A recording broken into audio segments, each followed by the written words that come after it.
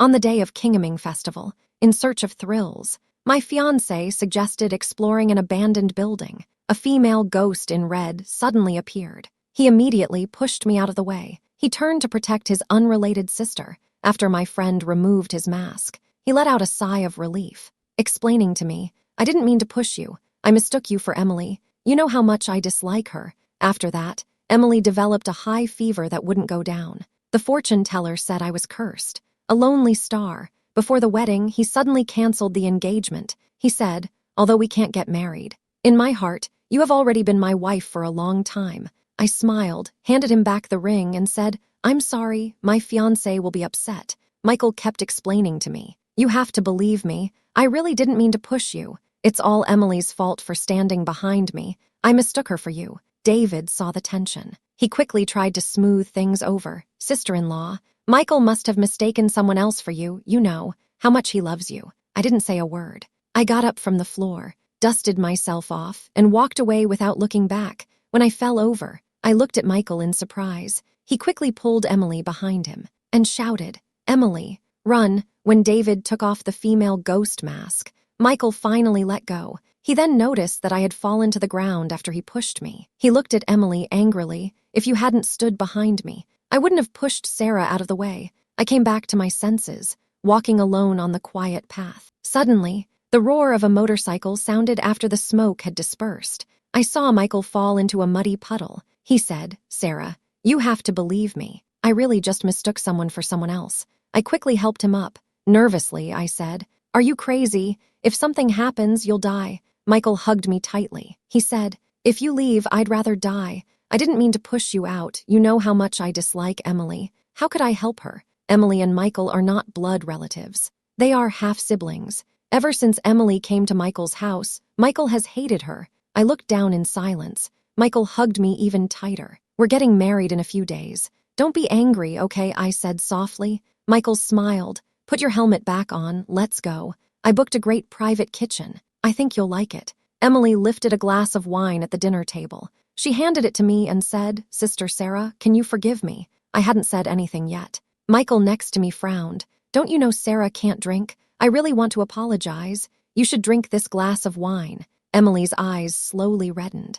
"Michael, brother, I can't drink." I took the glass. I said, "You don't have to drink it. I don't blame you." Michael carefully helped me peel the shrimp. "You have to eat more. You've lost weight." When we got home, I was so tired that I collapsed on the bed. Michael patiently dried my hair. Then his phone suddenly rang. He answered it. I heard Emily's voice, which was full of tears. "Michael, brother, can you come and help me? I'm outside." But suddenly I got my period. I didn't bring any. Michael frowned. "Why are you always so much trouble? Do you know that I'm busy? You're just like your mother. All you do is cry. Send me your address. Don't move. Wait for me. Sarah, you wait at home. I don't want her to embarrass us out there." I told him to come home early. I watched him hurry to get dressed, and then rush out the door. I lay in bed, turning and tossing, unable to sleep. Michael still hadn't returned. I pulled out my phone and checked my moments. The first post was from Emily. In the video, Michael braved the rain to buy her a bag of sanitary napkins. He was in the kitchen, skillfully making her some brown sugar water. I quietly exited the circle of friends. Michael and I have been engaged for so long. He has never made me any brown sugar water. He probably won't be back tonight. The thunder outside the window is getting louder and louder. I wrapped myself in the quilt. Michael sent a few voice messages. "Sarah, I may not be able to come home tonight. You'll have to get through the thunder on your own." Okay, Emily is always so fussy. One minute she says she has a stomachache. The next minute she's scared of the thunder. She won't let me go, so I just huddle in the corner. I stay there until dawn. Then Michael comes back, exhausted. He lifts the covers. He finds me huddled in the corner. "I haven't slept all night," he says. "Sarah, I'm sorry. I couldn't come back to you last night." I reply, "You don't know. I'm so sick of Emily. All she did was cry. I was so worried over there." I looked up at him. He frowned. His words were full of disgust for Emily. In the past, on Michael's birthday, I had always given him a gift that he liked. This year, I took special care to assemble a watch for him by hand. His name was even engraved on the dial. At the birthday party, I handed the gift to Michael. I asked him, "Do you like it?" I made it with my own hands. Michael gently patted my head and said with a smile, "Silly, I like whatever you give me." His sister-in-law looked at the gift I had given him and said, "Michael, your gift is a bit like the knickknacks you can buy in a dollar store. Michael is kind of a public figure. If he wears a cheap watch, people will make fun of him." Emily took out $1 million watch from behind her back and said, "Michael, this is a watch I specially chose for you. Compared to it, the watch Emily gave me is much more valuable than mine." Michael took the watch I handed him, glanced at Emily, and said, "If Sarah likes it, I can buy her 100 watches like this." Emily replied, "Can what you give compare to what Sarah gives? Take this rubbish back yourself." I felt a little sorry for her, pulled Michael, telling him to stop talking. "I took the watch Emily gave me. Anyway, she is also your sister. There are so many people here, you have to spare her some face." Emily's eyes turned red. "Michael, brother, I know you don't like me. I won't bother you on your birthday." Emily turned around and walked away in tears. I handed the watch to Michael. "I'll go talk to her. Don't pick on her anymore." I chased after Emily. "Michael is just like this. Don't take it personally." Emily wiped away the tears from the corner of her eyes and looked at me coldly. "If it weren't for you, Michael wouldn't have treated me like this. Michael is mine. You can never take him away." I was taken aback. I never expected Emily to be so hostile towards me. In front of other people, she always called me sister-in-law affectionately. I felt a little lost. When I got home, I saw Michael looking down at his watch. The watch he was wearing on his hand was the $1 million watch that Emily had given him. He looked down and carefully put it on. He was afraid of getting it dirty or breaking it. The expression of disgust just now had completely disappeared. The corner of his mouth slightly rose, revealing an imperceptible smile. This was the first time I saw him cherish something Emily gave him so much. In the past, as long as it was from Emily, he wouldn't even look at it. He would just throw it in the trash. "You quite like this watch." Michael looked at me when I came back. His eyes were a bit panicked. He quickly took off the watch. He smiled. He said, "I suddenly found this watch quite beautiful." Then, in front of me, he put on the watch I had specially custom-made for him. "Sarah still has good taste. Emily can't compare." He put his arms around me. He casually asked, "Go comfort Emily." "How is she?" I opened my mouth. But in the end, I didn't tell him what Emily had told me. I leaned back on the sofa. I idly browsed through my social media feeds to pass the time. Michael's eyes flickered. His phone was shaken in front of his face. Time really flies. Emily is old enough to go on a blind date. Michael frowned. "That's good. It saves her from hanging around me all day. It's annoying." I leaned against him. As soon as I touched his shoulder, he immediately stood up. "Sarah, I have to go out for a while. There's an emergency at work. If I don't go there quickly, things will get out of hand. Don't wait up for me. Go to bed early. Don't stay up late. It's not good for your health." He kept saying this over and over. His words were full of concern. I laughed and urged him on. "I understand.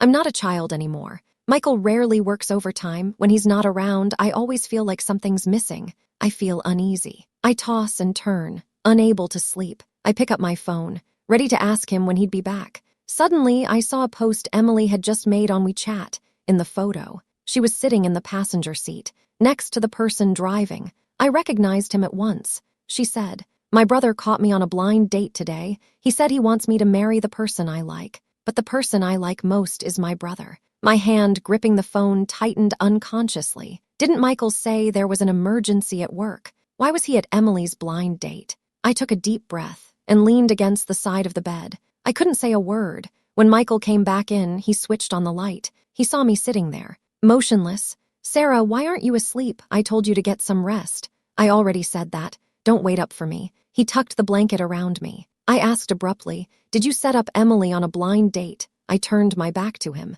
but I could feel his hand stop in midair. He said, "Sarah, I just don't want Emily to marry someone who doesn't love her, and then regret it for the rest of her life." "I'm sorry, Sarah, I lied to you." I sat up straight in bed. "You clearly don't dislike Emily. Why do you always pretend not to like her?" Michael was speechless. He stuttered as he tried to explain. "Although I don't like her, I don't want her to bring shame to our family. Sarah, can you forgive me?" I sighed. "I didn't pursue the matter. You said it. Emily doesn't have a crush on you, does she?" She said in our circle of friends. "She likes your type." Michael frowned. His face darkened. "Sarah, you've gone too far. If you think there's something between Emily and me, or if you don't trust me, we can dissolve the marriage contract at any time. If we don't even have the basic trust, there's really no point in continuing together." I froze for a moment. Michael had never said anything so serious to me before. I hastened to explain. I didn't mean it like that. It was just a joke. Don't be angry. I tugged Michael's sleeve. His expression relaxed slightly. He said, don't ever bring Emily into this again. Michael and I had been engaged for over a year. Finally, preparations for the wedding began. I put on the wedding dress he had specially made for me. I twirled around in front of him and asked, does it look good? Michael smiled. He patted my head and said, you look good in anything, as long as it's you. I'll think it looks good, I said, my heart full of sweetness as I took his hand. Let's go take our wedding photos. Michael knew I liked flower fields, so he planted a large field of roses in the suburbs. He drove me there and kept me blindfolded the whole way. When we arrived, he let me open my eyes. I saw a huge field of roses. Surprised, I asked him, you planted this? Michael gently nudged my nose. He said, if it makes you happy, I'll do anything for you. The photographer laughed. It was obvious. The groom really loved the bride. Just as the camera started up, Michael's phone rang. He frowned. He looked at Emily. He heard her say, with a hint of a sob, Michael, it's your brother. I'm really scared. I almost died a moment ago. Can you come over here quickly? I'm really scared. Michael's frown deepened. I'll go right away. He reassured me, something's happened to Emily. I have to go and see her. And with that, without waiting for a response, he turned and left. I held my skirt. Standing there alone, I felt a sense of disorientation. The photographer looked at me with some difficulty. He asked, do you want to continue? I removed the veil and answered, no, we won't continue. I've just arrived home. Michael also returned. He said apologetically, I'm sorry, Sarah. Something happened to Emily. I wasn't able to finish taking your wedding photos. I'll make it up to you next time. Is that okay? Emily is so clumsy. She even got a cramp while swimming. I turned to look at him. I noticed something unusual. Michael kept talking about Emily's shortcomings, but I noticed that he was smiling. He bent down and hugged me. He said, in just one more day, you will officially become my wife. The wedding venue was decorated in my favorite style. Michael spent a lot of money to show how much he valued me. I sat in front of the dressing table. I was very nervous. After tonight, I will be Michael's wife. I took a deep breath to try to calm myself down. Michael walked in with the wedding dress. I turned to look at him. Mr. Michael, are you ready to marry me? I saw that Michael never answered me. I stood up strangely and walked up to him. What's wrong? Michael looked up wearily. He looked at me and said, I'm sorry, Sarah. We may not be able to get married. Emily is seriously ill. Her mother has invited a master to the house. The master said, there is evil in your destiny. If I marry you, Emily will die. I can't be so selfish. Emily is my sister after all. I'm sorry, Sarah. I will find a way to make it up to you. I stared at him blankly. My throat felt like it was stuck. I couldn't say a word. He asked, do you want to call off the engagement? Are we completely over? I nodded. I understand. I'll leave now. Michael quickly grabbed my hand. Nervously, he said, Sarah, it's not what you think. Although I can't marry you, you are already my wife in my heart. We'll be just like before. We'll never be apart. Just understand me this once. Can you don't want anything to happen to Emily, do you? Michael hugged me tightly. I let myself cry in his arms. Sarah, I'll make it up to you. Last night I almost cried myself to sleep. My eyes were red and swollen. Michael had to deal with something at work. He left early. I sat on the sofa. My heart was still torn about the fact that Michael and I couldn't get married. At that moment, someone knocked on the door. I went to open it. I saw Emily standing in the doorway. Her eyes were red and she looked at me. Sister-in-law, I'm really sorry. It's all my fault. If it weren't for me, you and brother Michael would have married long ago, she said. Tears welled up in her eyes. I instinctively wanted to go over and comfort her. But as soon as I took a step, I lost my balance and bumped into the wall. Michael hurriedly pushed me away and took Emily behind him. He questioned, Sarah, what are you doing to Emily? My back hit the wall hard. It hurt a lot. I didn't do anything. I was about to explain. But then I saw Michael staring nervously at Emily. Are you okay? I'm fine. Don't you remember, the master said, you can't come near here. Don't you care about your life? I stared at Michael in surprise. Does he also think I'm jinxed? Emily's eyes revealed a hint of smugness. She said, I just want to apologize to my sister-in-law. If it weren't for me, you wouldn't have been unable to get married. Michael glanced at me. He said, this is my own choice. It has nothing to do with you. After Emily left, he frowned. Looking at the wound on my back, he looked distressed. Sarah, are you okay? I looked at him and asked, are you in love with Emily? Michael knew he was in the wrong. He hurriedly explained, I didn't mean to push you. I was just in a hurry. I was about to speak. Michael's phone rang. He immediately stood up and was about to leave. Something came up. "Sarah, wait for me at home. I'll come home tonight to cook." As soon as Michael entered the door, I curled up in the corner of the sofa. The phone screen lit up. I clicked to open it. Emily had sent a few photos. My hands began to tremble. Tears kept falling. In the photos, Michael was wearing a wedding dress. He was standing in a beautifully decorated wedding venue. The audience was full of guests. Standing next to him was not me. It was Emily. At that moment, Michael's face did not show the slightest trace of displeasure. Instead, it wore a faint smile. The tears slowly blurred my vision. I closed the phone, buried my head in my knees, and cried. I cried until I had no strength left. I stood up. I took out my suitcase. I stuffed everything into it. When I saw the first gift Michael had given me, it felt like my heart was being cut open. When we first started dating, Michael had made a bracelet with his own hands. He had shown it to me like it was a treasure. He had put it on my hand and said, "Sarah, this bracelet represents all my feelings for you." After some thought, I threw everything in the trash. After a while, I slowly began to relax. I dragged my suitcase out the door and took every single thing that belonged to me. Then he suddenly called. I was taken aback. "Sarah, what do you want to eat tonight? I'll go shopping and cook for you." I tried my best not to let him notice anything unusual. "I want braised fish. I'll wait for you at home. I'll be right back." "You wait for me at home," and hung up. I immediately grabbed my suitcase and left. I returned to the small county town where I had lived as a child. Since my parents had died, I had never returned. I sorted through my belongings. I rented a shop. When I was a child, my father had a passion for watches and clocks. He opened a watch shop, but then he left, and the shop closed. I wanted to continue his passion for watches and clocks. Like him, after sorting everything out, I leaned back on the recliner. I turned on the TV. I saw a familiar figure on the news. Michael was attending an event with Emily. I was annoyed, so I turned off the TV. I continued to fiddle with the watches. As I was concentrating on my work, someone placed a stopped watch in front of me. "Boss, can you help me fix it?" I looked down and installed the last part. "You can put it there." I looked at the watch. Suddenly, it looked familiar. Old memories came flooding back. I looked up at the customer immediately. "Who are you, Jonathan?" Jonathan smiled and said, "I thought you had forgotten me." I pointed at the watch and responded, "You still have it. I thought I would never find it again." Jonathan and I grew up together.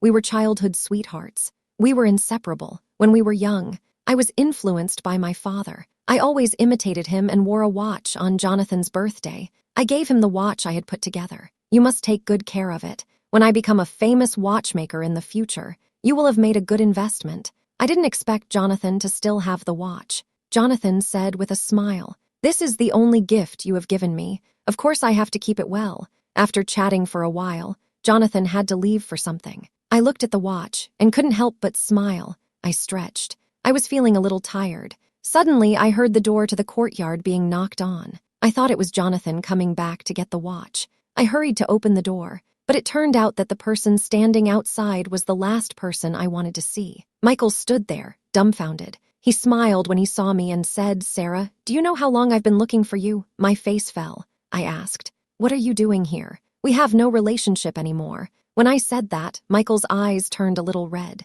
"Sarah, Emily and I got married just to fulfill her birthday wish. It was all fake. She begged me with tears in her eyes to grant her wish. I admit that I was wrong. I didn't consult you first. Let's go back. While you were gone." I was so worried. Michael slowly walked up to me. He took out a diamond ring from his pocket. He said, "Sarah, even though we can't get married in my heart, you are my wife. No one can replace you." I looked at the loose diamond ring. I understood in my heart, this ring should be for Emily. I slowly took off the ring, put it in his hand, and said, "You go. I don't want my fiancé to misunderstand. He is very clingy. He will get angry. Don't come find me again." So as to avoid gossip, "Let's just break up properly." Michael frowned. "Sarah, don't joke about this. We've been together for so many years. How could you let go so quickly and find someone new? You're not like that. I know you're upset, but don't joke about this." I snorted. "Believe it or not, I have to avoid suspicion. You have to go." Michael's face slowly sank. "If you want me to go, fine,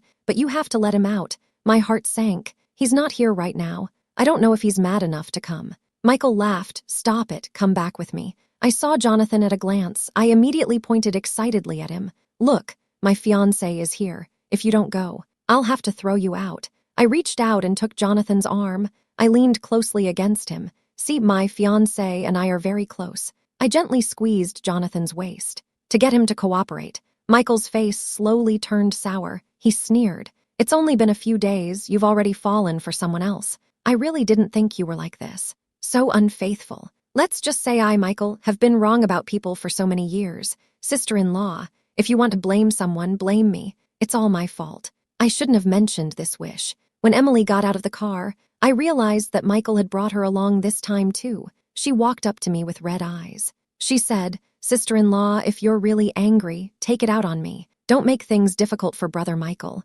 Okay, it's all my fault for being so willful. I insisted that Brother Michael help me plan my wedding." Emily grabbed my hand and kept hitting herself. "Sister-in-law, kill me if you want. I'm truly guilty." I pulled my hand back hard. "What you and Michael do, whether it's getting married or living together, has nothing to do with me," I said, holding Jonathan's hand tightly. "I already have a fiancé. Please stop pestering me. I wish you a happy marriage," I said to Jonathan. He put his arm around me. "I like to be jealous. I don't want to see my fiancé talking to other men. Please leave." Michael's face grew increasingly ugly. "Sarah, you're getting better and better. Since you put it that way, I'll grant your wish the day after tomorrow. Emily and I will go get our marriage certificate. You'd better not regret it. I'll give her a proper wedding, and I'll invite you to come and see for yourself," I said with a smile. "Of course. I wonder if I can bring my fiancé. You know him. He's very clingy. He follows me everywhere." Michael sneered. He reached out and took Emily's shoulders and led her away.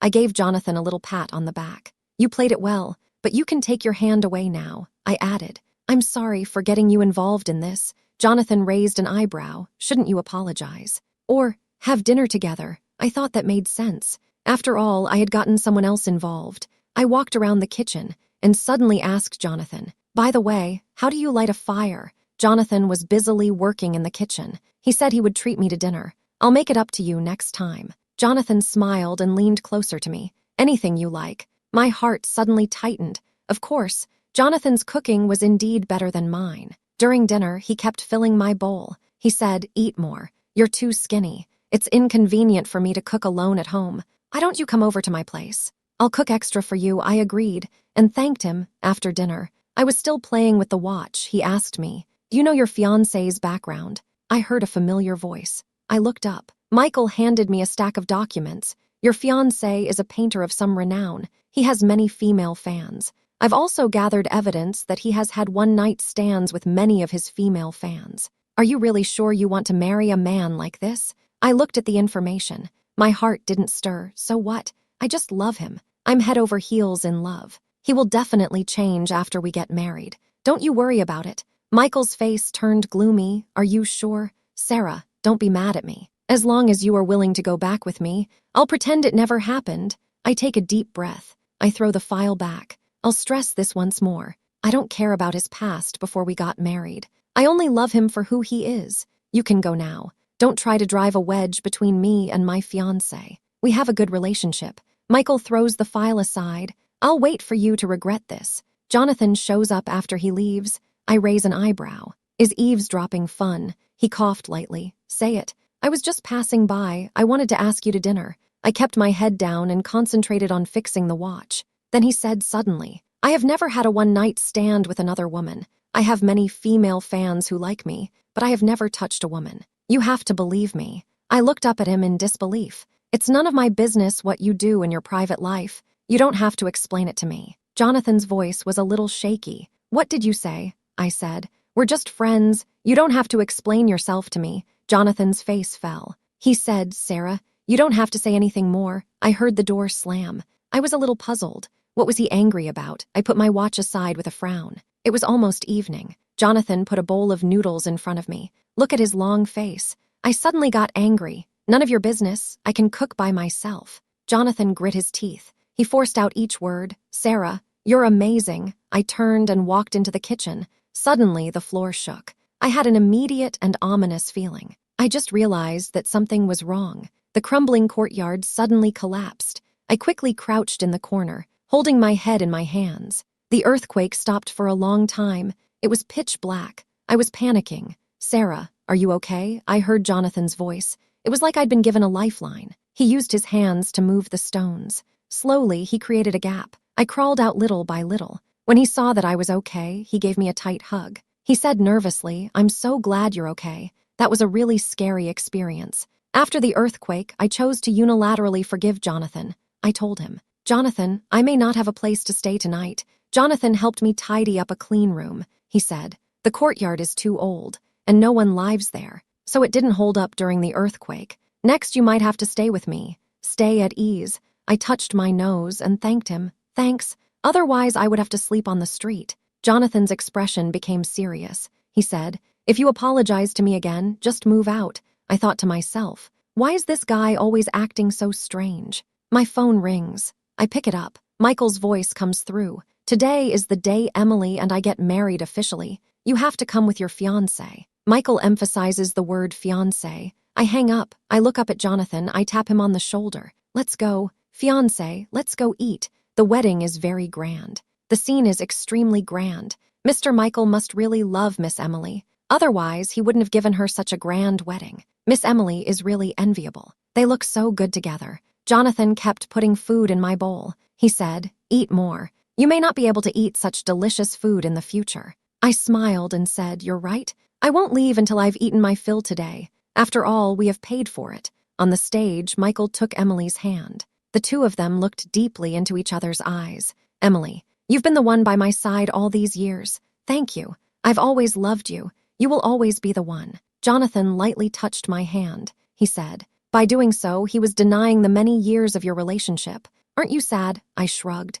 What's there to be sad about? All the expectations had slowly faded away with the disappointment day after day. Michael suddenly asked the sound technician to turn off the music. He said, "I'm sorry, everyone. Today's wedding was actually a misunderstanding. I'm not getting married." Michael put down the microphone and walked away, leaving Emily standing awkwardly on the stage alone. She quickly chased after him, grabbing Michael and said, "Michael, brother, don't go, okay?" Michael ignored her and walked straight away, without even looking back. Emily suddenly collapsed on the ground, her eyes red. I watched it all. I was very surprised. I never thought Michael would change his mind. He wasn't going to marry Emily. After we had eaten and drunk our fill, I tugged Jonathan's sleeve. I said, "Let's go. It's time to go back." Just as we were about to leave, I saw Emily running towards me with a fruit knife. "Sarah, if it weren't for you, I wouldn't have suffered like this. Why did he fall for you and not me?" "Why?" She cried and laughed at the same time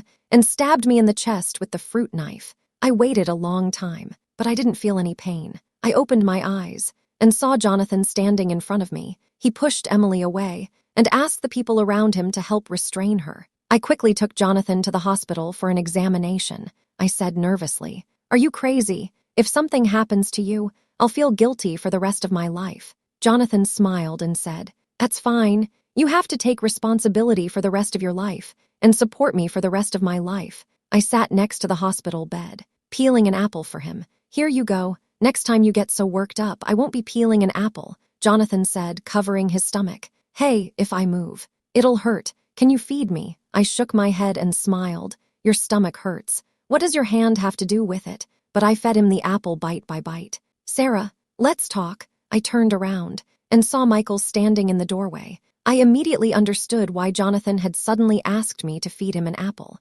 "Sarah, I'm sorry. I didn't expect Emily to hurt you." I folded my arms across my chest. I stared at him. "The person you should apologize to is in the house." Michael paused. He changed the subject. He said, "I locked Emily in. She'll never be free again. If anyone dares to touch you, I won't let them get away with it." "Sarah, let's get married. There is no curse. It was all a plot by Emily and her mother." I looked up at Michael. "Do you remember? I told you, if you do 100 things to disappoint me, I'll leave. From the day you agreed to Emily's birthday wish, I decided I wanted to leave you." "Michael, I'm tired." Michael stood there, not knowing what to do. He said, "Sarah, I can change if you'll take me back." I cut him off. "No way. I've got things to do, just go." I push open the ward door and find Jonathan spying through the crack. I say, "Looks like your wound is healed." Jonathan immediately lies down on the bed and yells, "It hurts." I see through it but don't say anything, and continue to feed him apples. After the last piece is gone,